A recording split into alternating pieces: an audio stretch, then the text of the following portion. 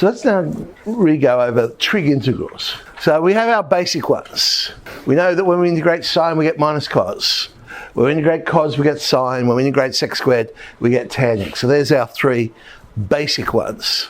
We also saw that when we integrate tan, by making it sine on cos, we end up with minus the log of cos, which we could rewrite as the log of sec. Now, it's just one we should remember because it's going to come up a lot, the integral of tan. Here's another one which we haven't really looked at, but the integral of sec tan is actually equal to sec. Now, again, that's a handy one to know, because sec tan, you'd be surprised how often that one comes up as well. Now, here's the thing with complementary ratios. If you want to integrate a complementary ratio, you end up with minus the complement of the answer. So what do I mean by that? Remember, integral of cos x is sine x. If I want to integrate the complementary ratio, the complement of cosine is sine. Therefore its answer should be minus the complement of the answer. The complement of the answer, so we end up with minus cosine. Anyway, using that idea, going back, here we go. Sec squared. We know that when we integrate sec squared, we get tan. Therefore, when we integrate cosec squared, the complement of sec, we get minus the complement of the answer, minus the complement of tan is cotan. Now we saw that when we integrate tan, we get minus the log. So if I want to integrate cotan, I get minus the complement. Well, it was minus, so it's now going to become plus.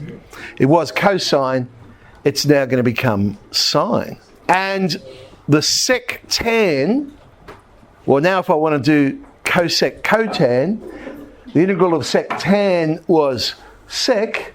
Therefore, the integral of cosec cot is minus the integral of cosec. Tan x is the log of sec. Cot x, cot's the complement of tan. So the answer is minus, and the complement of sec, cosec. Squares of trig functions. Sine squared, we can use our trig identities to change to a half of 1 minus cos 2x. So we end up with x on 2 minus a quarter sine 2x. So we know how to do that one. Cosine squared, similar thing happens. We integrate half of 1 plus cos 2x, x on 2 plus a quarter sine 2x. Of course, you could have written them that way. I'm not saying you do necessarily, but you could change your sine 2x's to 2 sine x cos x. Would be another way of writing that one. Sec squared, well, that one we know, that goes to tan. Cosec squared, we now goes to minus cot. Tan squared, well, tan squared we can rewrite as sec squared minus 1, so we get tan x minus x, which means cot squared will be minus cot minus x. Notice the minus x doesn't change because that's not a trig ratio. You're only changing the sign on the trig ratio when you're dealing with complementaries. So integral of cos squared 3x, using our double angles, half of 1 plus cos 6x, and there we go. Nice easy integration there to do. X on 2 plus a 12th sine 6x. Sine x cos 2x, products to sums. So we get sine 3x plus sine minus x. Sine's an odd function, so we get minus sine x.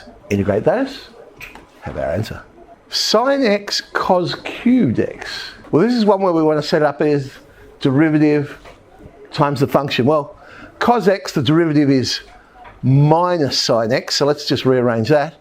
So I've got minus sine x cos cubed. Now I can just add 1 to the power over the power. Sub in 0, sub in pi and 4. By the way, notice I've got rid of the negative there and swapped the limits around, and we end up with 3/16. Okay, 12c.